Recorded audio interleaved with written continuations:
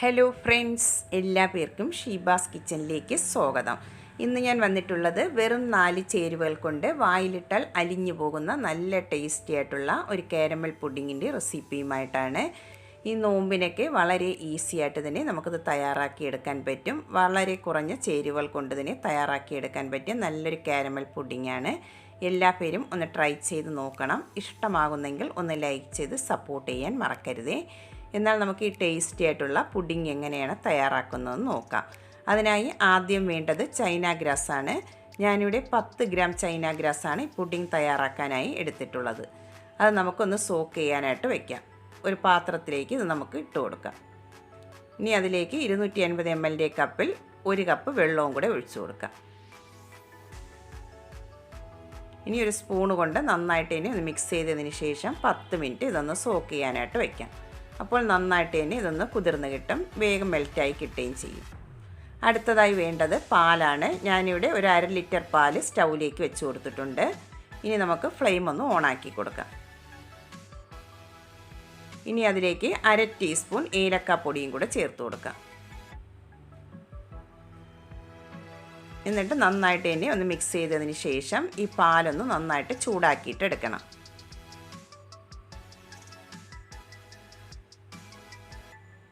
പാലിവിടെ നന്നായിട്ട് തന്നെ ഒന്ന് ചൂടായി വന്നിട്ടുണ്ട്. ഇനി ഇതിലേക്ക് ചേർത്ത് കൊടുക്കുന്നത് പാൽപ്പൊടിയാണ്.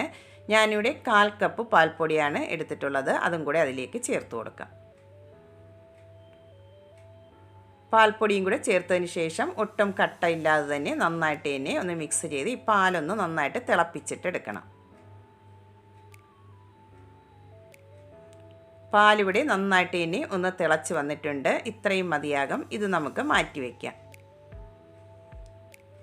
അടുത്തതായി വേറൊരു പാൻ സ്റ്റൗവിലേക്ക് വെച്ച് കൊടുത്തിട്ടുണ്ട്. അതിലേക്ക് നമുക്ക് 1/2 കപ്പ് പഞ്ചസാര ഒന്ന് നിരത്തി ഇട്ട് കൊടുക്കാം. ഈ പഞ്ചസാര നമുക്കൊന്ന് കാരമൽ ചെയ്തെടുക്കാം. ആദ്യം നമുക്ക് ഹൈ ഫ്ലെയിമിൽ വെച്ച് കൊടുക്കാം. അതിനുശേഷം ഒന്ന് കാരമലായി തുടങ്ങുമ്പോൾ നമുക്ക് ലോ ഫ്ലെയിമിലേക്ക് ആക്കിയിട്ട് കാരമൽ ചെയ്തെടുക്കാം. ഇതിപ്പോൾ ഒന്ന് കാരമലായി തുടങ്ങിയിട്ടുണ്ട്. ഇനി നമുക്ക് നന്നായിട്ട് തന്നെ ഒന്ന് മിക്സ് ചെയ്ത് നന്നായിട്ട് തന്നെ ഒന്ന് കാരമൽ ചെയ്തെടുക്കാം. നന്നായിട്ട് കളറെല്ലാം ഒന്ന് ചേഞ്ചായി വരണം. ഒരുപാടങ്ങ് കരിഞ്ഞു പോകാൻ പാടില്ല. എന്നാൽ നമുക്ക് ആ പുഡിങ്ങിന് ഒരു കയ്പ്പ് രസമുണ്ടാകും. അതുകൊണ്ട് ലോ ഫ്ലെയിമിൽ വെച്ചിട്ട് വേണം ഇതൊന്ന് കാരമൽ ചെയ്തെടുക്കാനായിട്ട്.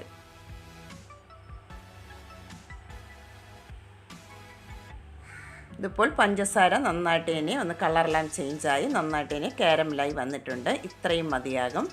ഇനി നമുക്കിതിലേക്ക് ചേർത്ത് കൊടുക്കേണ്ടത് നേരത്തെ ചൂടാക്കി വെച്ചിട്ടുള്ള പാലാണ്. അതിലേക്ക് ചേർത്ത് കൊടുക്കാം. പാല് ചേർത്ത് കൊടുക്കുമ്പോൾ ശ്രദ്ധിച്ച് വേണം ചേർത്ത് കൊടുക്കാനായിട്ട്, അല്ലെങ്കിൽ അത് പുറത്തേക്ക് തെറിക്കാനുള്ള ചാൻസ് ഉണ്ട്. അതുകൊണ്ട് ശ്രദ്ധിച്ച് വേണം പാല് ചേർത്ത് കൊടുക്കാനായിട്ട്. പാല് ചേർത്ത് കൊടുക്കുമ്പോൾ ഇതുപോലെ കാരമലെല്ലാം ഒന്ന് കട്ട പിടിക്കാനുള്ള ചാൻസ് ഉണ്ട്. അത് സാരമില്ല. നമുക്ക് ഈ പാല് ചൂടാകുന്നതനുസരിച്ച് കാരമൽ നന്നായിട്ട് തന്നെ ഒന്ന് മെൽറ്റായി കിട്ടിക്കോളും. ഈ പാലെല്ലാം നന്നായിട്ട് തന്നെ ഒന്ന് തിളപ്പിച്ചെടുക്കണം. ഈ കാരമലെല്ലാം ഒന്ന് മെൽറ്റായി നന്നായിട്ട് തന്നെ ഒന്ന് തിളപ്പിച്ചിട്ടെടുക്കാം.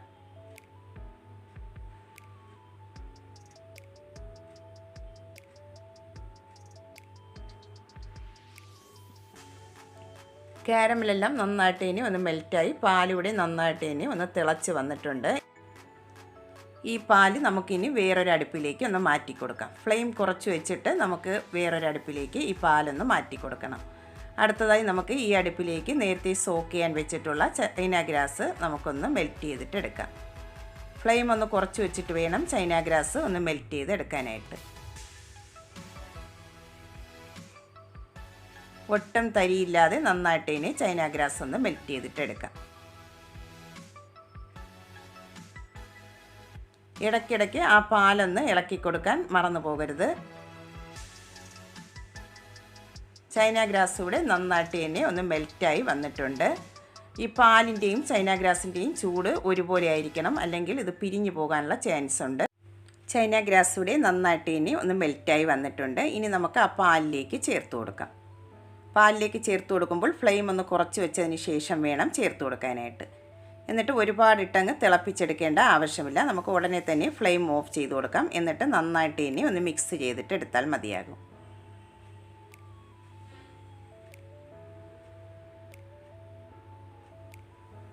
നന്നായിട്ട് ഇനി ഇവിടെ മിക്സ് ചെയ്തെടുത്തിട്ടുണ്ട്. ഇതിവിടെ റെഡി ആയിട്ടുണ്ട്. നമുക്കിനി ഏത് പ്ലേറ്റിലാണോ സെറ്റ് ചെയ്യുന്നത് അതിലേക്ക് ഇത് ഒഴിച്ചു കൊടുക്കാം.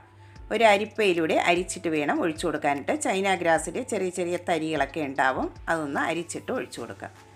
ഞാനിവിടെ ഇതുപോലുള്ള സ്റ്റീൽ പ്ലേറ്റിലാണ് സെറ്റ് ചെയ്തെടുക്കുന്നത്. അതിൽ കുറച്ച് നെയ്യൊന്ന് ബ്രഷ് ചെയ്തിട്ടെടുക്കാം. ഏത് പ്ലേറ്റിൽ വേണമെങ്കിലും സെറ്റ് ചെയ്തെടുക്കാവുന്നതാണ്. ഇനി നമുക്ക് അരിപ്പയിലൂടെ ഒന്ന് അരിച്ചിട്ട് ഒഴിച്ചു കൊടുക്കാം. അപ്പോൾ ആ ചൈന ഗ്രാസിൻ്റെ തരിയെല്ലാം ഒന്ന് മാറിക്കിട്ടും. ഇതിവിടെ എല്ലാം ഒന്ന് അരിച്ചെടുത്തിട്ടുണ്ട്. ഇനി നമുക്കിതൊന്ന് 10 മിനിറ്റ് ഒന്ന് സെറ്റ് ചെയ്യാനായിട്ട് മാറ്റി വയ്ക്കാം. 10 മിനിറ്റിന് ശേഷം നമുക്കിതൊന്ന് ഡെക്കറേഷൻ ചെയ്തെടുക്കാം. ഞാനിവിടെ കുറച്ച് ബദാം ഒന്ന് ചെറുതായിട്ടൊന്ന് കട്ട് ചെയ്തെടുത്തിട്ടുണ്ട്. അത് വെച്ചാണ് ഒന്ന് ഡെക്കറേറ്റ് ചെയ്ത് കൊടുക്കുന്നത്. നിങ്ങളുടെ കയ്യിലുള്ള ഏത് നട്ട്സ് വേണമെങ്കിലും വെച്ച് ഡെക്കറേഷൻ ചെയ്ത് കൊടുക്കാവുന്നതാണ്.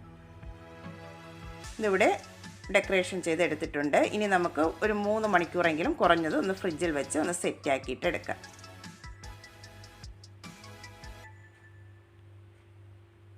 ഇതിപ്പോൾ ഒരു 3 മണിക്കൂർ ഫ്രിഡ്ജിൽ വെച്ച് നന്നായിട്ടൊന്ന് തണുപ്പിച്ചെടുത്തിട്ടുള്ളതാണ്. ഇനി നമുക്ക് ഇതിൽ നിന്നും ഒരു പീസ് ഒന്ന് കട്ട് ചെയ്തും കൂടെ നോക്കാം. വളരെ കുറഞ്ഞ ചേരുവകൾ കൊണ്ട് വളരെ ഈസി ആയിട്ട് തയ്യാറാക്കിയെടുക്കാൻ പറ്റിയ നല്ല ടേസ്റ്റി ആയിട്ടുള്ള ഒരു പുഡിങ്ങാണിത്. എല്ലാ പേരും ഒന്ന് ട്രൈ ചെയ്ത് നോക്കണം. ഇഷ്ടമാകുന്നെങ്കിൽ ഒന്ന് ലൈക്ക് ചെയ്ത് സപ്പോർട്ട് ചെയ്യാൻ മറക്കരുതേ. അതുപോലെ ആദ്യമായിട്ടാണ് കാണുന്നവരാണെങ്കിൽ പ്ലീസ് ഒന്ന് സബ്സ്ക്രൈബ് ചെയ്യാനും കൂടെ മറക്കരുതേ. എന്നാൽ നമുക്ക് പുതിയൊരു വീഡിയോയുമായി വീണ്ടും കാണുന്നതുവരെ താങ്ക് യു ഫോർ വാച്ചിങ്.